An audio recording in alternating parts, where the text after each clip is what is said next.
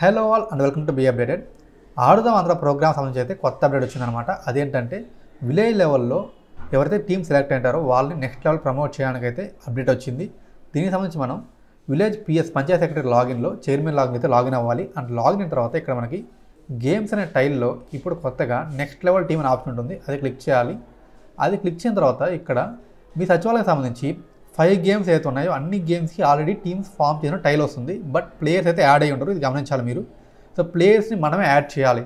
ఇక్కడ మనకు cricket, badminton, kabaddi, kho kho, volleyball ఇలా 5 టీమ్స్కి మనకైతే టైల్స్ వచ్చేసి ఉంటాయి. ఇక్కడ నెంబర్ ఆఫ్ ప్లేయర్స్ 0 ఉంటారు డిఫాల్ట్గా.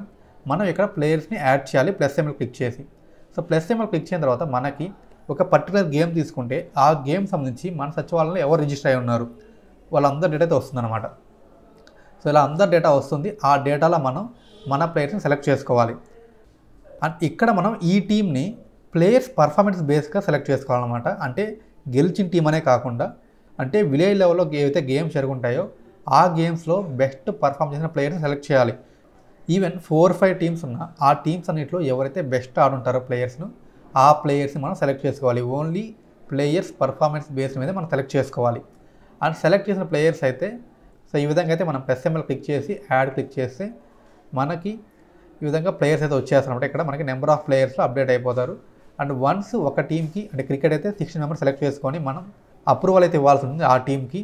అండ్ ఇలాగే ప్రతి గేమ్కి సో క్రికెట్, బ్యాడ్మింటన్, వాలీబాల్ ఇలా ప్రతి గేమ్కి మీరు టీం సెలెక్ట్ చేసుకోవాలి.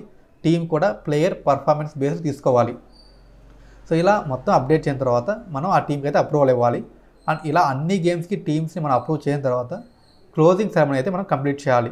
సో క్లోజింగ్ సెరమనీ క్లిక్ చేసి ఏ డేట్స్ అయితే మీరు మీ విలేజ్ సంబంధించి గేమ్స్ అన్నీ క్లోజ్ అయిపోయాయో ఆ డేట్ని సెలెక్ట్ చేసుకోవాలి. అండ్ తర్వాత లొకేషన్ ఎక్కడైతే గ్రౌండ్ ఏ గ్రౌండ్లో అయితే మీరు గేమ్స్ ఆడతారో ఆ గ్రౌండ్ని ఎంటర్ చేయాలి.